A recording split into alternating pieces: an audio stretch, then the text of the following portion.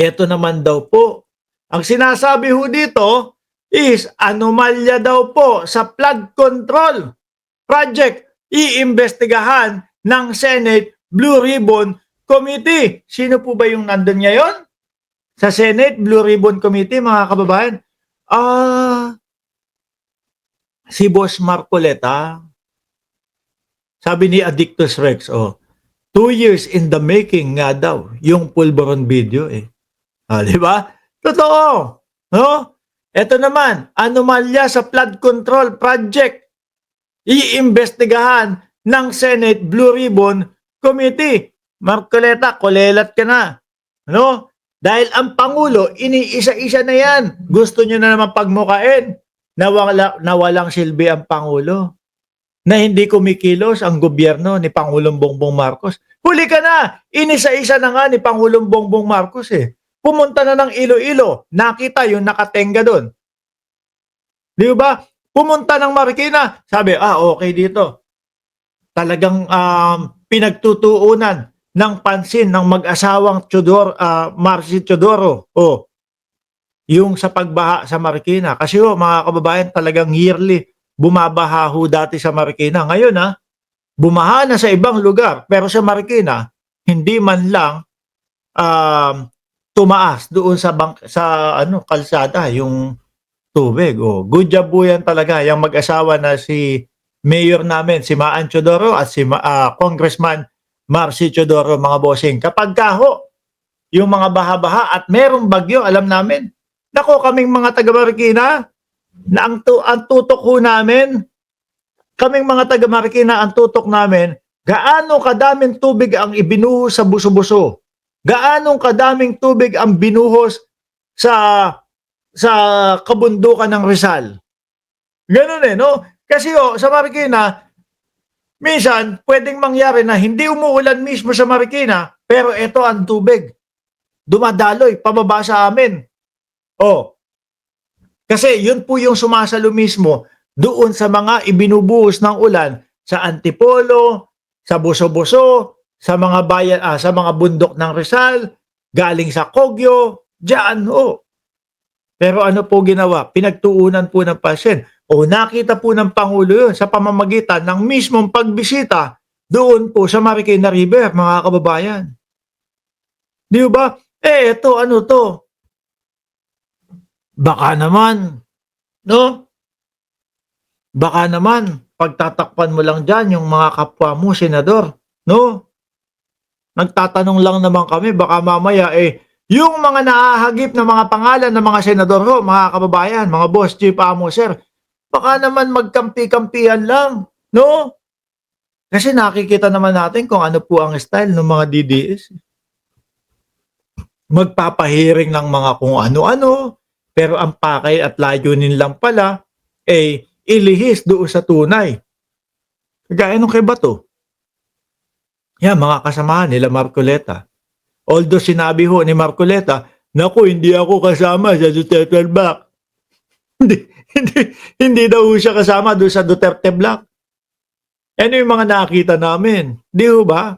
Kasi nga kaya niya sinasabi na hindi ako kasama sa Duterte Block upang wag isipin ng mamamayang Pilipino na magiging bias siya sa Blue Ribbon Committee. Hindi iimbestigahan ni Marcoleta yung mga alkaalyado niya, Boss Mark. Tingnan nyo, hindi natin masisisi si Sang Kapunta to the moon.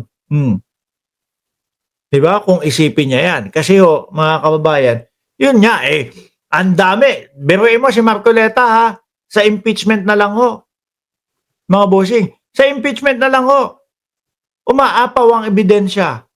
Merong mga tao na magsasalita na sinasabi kami po ay nakatanggap ng envelope.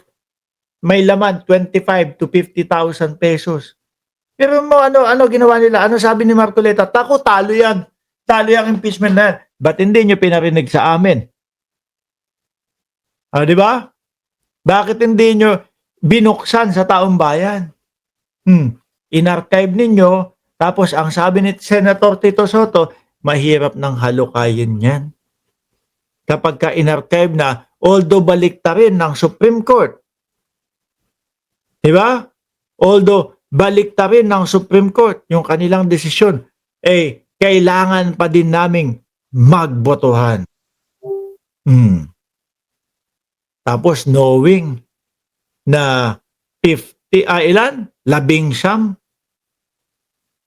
yung mga nagsabi na ilagay sa archive yung impeachment, mga kababayan. Di ba?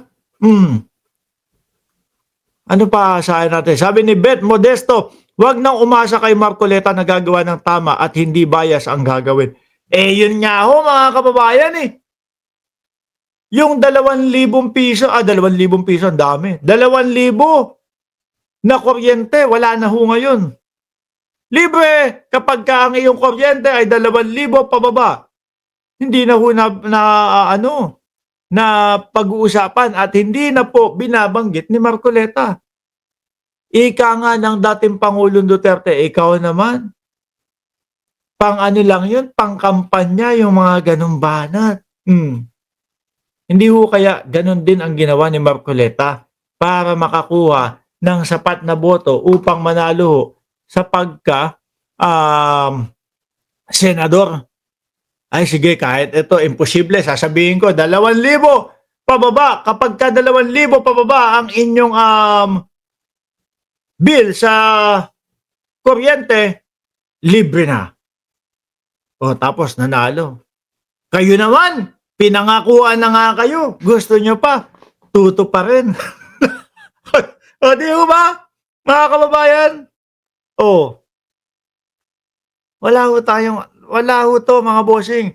Gusto lang nitong pagmukain na si Pangulong Bongbong Marcos hindi kumikilos. Nakita nyo naman mga bossing. No? Nakita nyo naman kumikilos ang ating Pangulo at binabayan-bayan na ho ni Pangulong Bongbong Marcos yan. Mas maganda ho yun.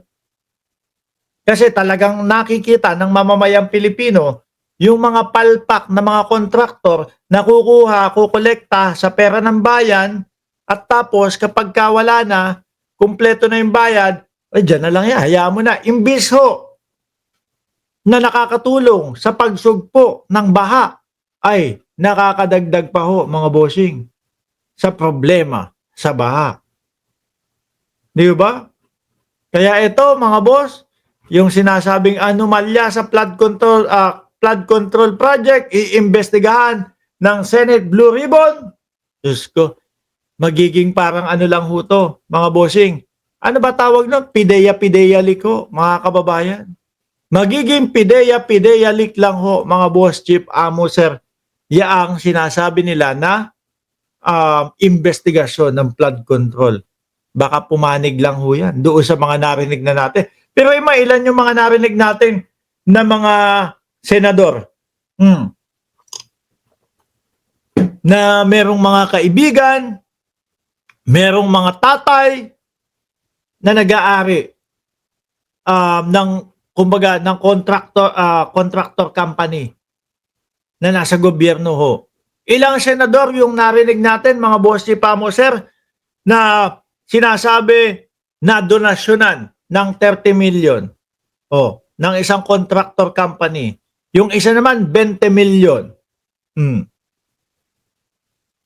Baka kaya kailangan si Marcoleta nung mga yon. Di na bago na magsinungaling ang isang politiko. Pero itong mga Duterte Black, di man lang sila nagtatago. Sabi ni Ma'am Neng Gigi, natabunan na ng flood control yung impeachment ni Sara.